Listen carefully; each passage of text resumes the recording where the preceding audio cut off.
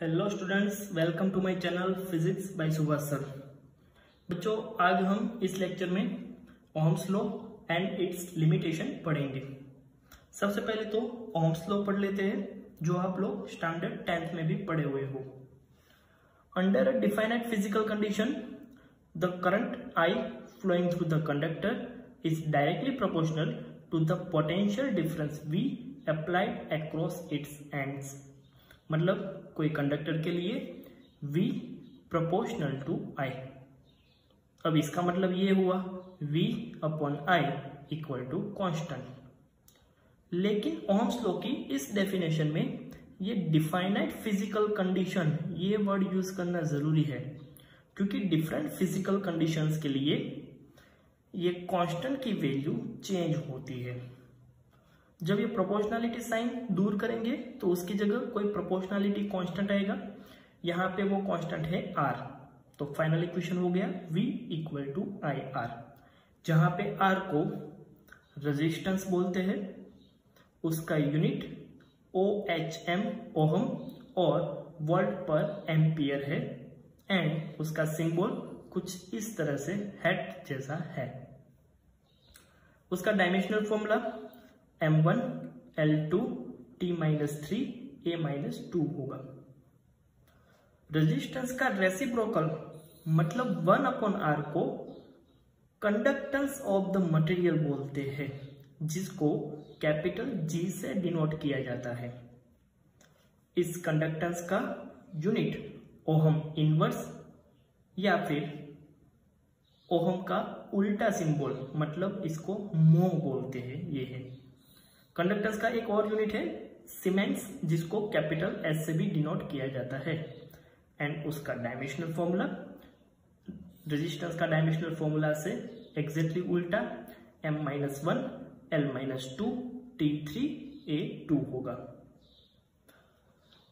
कोई भी कंडक्टर का resistance potential difference V and current I से इंडिपेंडेंट होता है, लेकिन ये जो रेजिस्टेंस है वो कंडक्टर के मटेरियल एंड उसके डायमेंशंस के ऊपर डिपेंड करते हैं। मतलब मटेरियल कौन सा यूज किया हुआ है, जो भी कंडक्टर है उसकी लेंथ क्या है, उसका एरिया क्या है, मतलब वो डायमेंशंस के ऊपर डिपेंड करता है।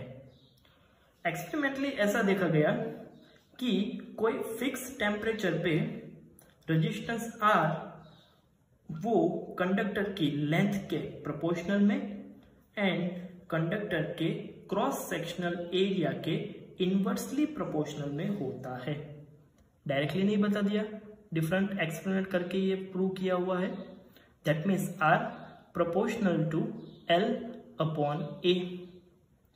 यहाँ पे प्रोपोर्शनलिटी कांस्टेंट निकालेंगे तो उसकी जगह प्रोपोर्शनलिटी कांस्टेंट रो आ जाएगा, तो इक्वेशन हो जाएगा R equal to rho L upon A, जहां पे रो उसको रेजिस्टिविटी ऑफ मटेरियल बोलते हैं, उसका यूनिट ओहम मीटर होगा, एंड उसका dimensional formula M1 L3 T-3 A-2 होगा।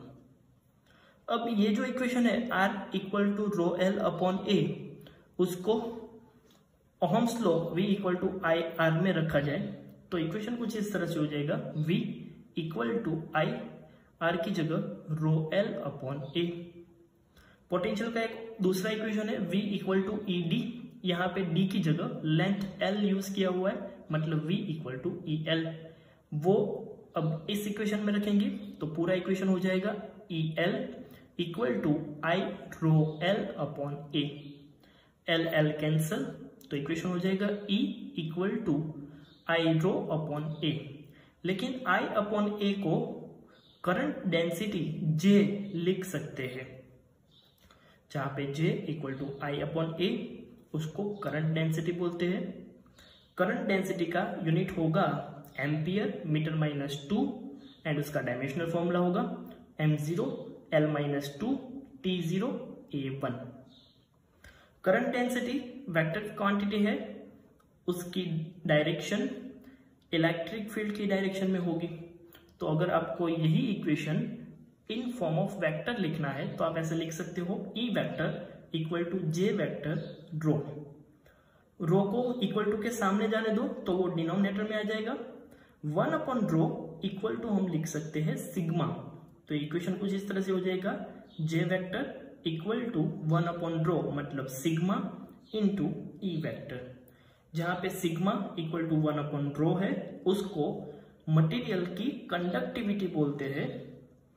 कंडक्टिविटी का unit ohm metre whole inverse और मो मीटर इनवर्स और सीमेंस मीटर इनवर्स है। एंड उसका dimensional formula m-1 l-3 t3 a2 होगा। अब हम ये फाइंड करेंगे कि टेम्परेचर के साथ कंडक्टर के रेजिस्टेंस में क्या चेंज होता है। तो उसके लिए हमने कोई एक कंडक्टर को अलग अलग टेम्परेचर पे रखा हुआ है और इस कंडक्टर के लिए I वर्सेस V का ग्राफ ड्रॉ किया हुआ है। ओहम्स लॉ में V और I प्रोपोर्शनल में होता है, इसलिए V वर्सेस I या फिर I वर्सेस V का ग्राफ किसी कांस्टेंट टेम्परेचर के लिए ऑलवेज स्ट्रेट लाइन मिलेगा। अगर हम इस स्ट्रेट लाइन का स्लोप फाइंड करेंगे तो इस ग्राफ में से हमें स्लोप से क्या मिलेगा। स्लोप का इक्वेशन होता है change in y upon change in x।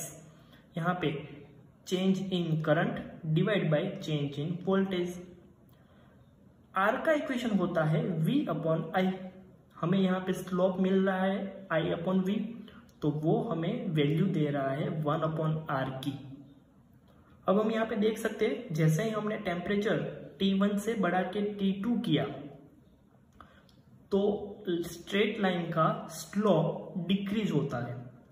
Slope decrease हुआ मतलब 1 अपॉन आर की वैल्यू डिक्रीज हुई, और 1 अपॉन आर की वैल्यू डिक्रीज हुई उसका मतलब ये हुआ रेजिस्टेंस की वैल्यू इंक्रीज हुई। मतलब टेम्परेचर के प्रोपोर्शनल में किसी कंडक्टर का रेजिस्टेंस चेंज होता है। टेम्परेचर बढ़ाएंगे तो कंडक्टर का रेजिस्टेंस भी इंक्रीज होगा। ये सेम कंडीशन अगर हम V वर्सेस I के ग्राफ में से फाइंड करें तो यहाँ पे आप देख सकते हो किसी भी स्ट्रेट लाइन का स्लोप फाइंड करोगे तो वो आपको delta V upon delta I की वैल्यू देगा, और delta V upon delta I equal to R होता है। यहाँ पर भी सेम टेम्परेचर इंक्रीज किया, यहाँ पर हम टेम्परेचर इंक्रीज करेंगे तो स्ट्रेट लाइन का स्लोप इंक्रीज होगा, और स्लोप इंक्रीज हुआ मतलब फिर से रेजिस्टेंस इंक्रीज हुआ। Now next we are talking about limitation of Ohm's law. जैसे कि हमने ओह्म्स लॉ में बात की, कोई कंडक्टर के लिए potential V and current I एक दूसरे के प्रोपोर्शनल में होता है, लेकिन कुछ मटेरियल्स एंड डिवाइसेस ऐसे होते हैं कि जिसमें V एंड I एक दूसरे के प्रोपोर्शनल में नहीं होते। जैसे कि फर्स्ट, कुछ डिवाइसेस ऐसे होते हैं कि जिसके लिए VI रिलेशन नॉन लीनियर मिलता है। For example semiconductor devices like diode and transistor.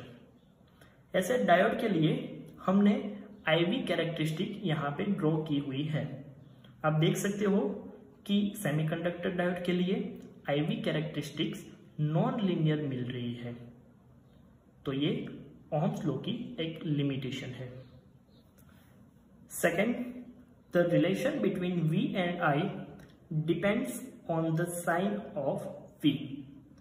ये सेकेंड केस मैं आपको एक एग्जाम्पल के साथ समझाता हूं।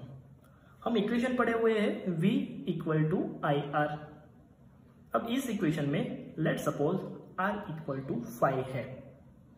अब V इक्वल टू अगर हम 10 लिखेंगे तो हमें I की वैल्यू मिलेगी 2। अब हम बैटरी के टर्मिनल्स को चेंज कर दें, मतलब अब V इक्वल टू -5 कर दे तो हमें I इक्वल टू -2 मिलना चाहिए।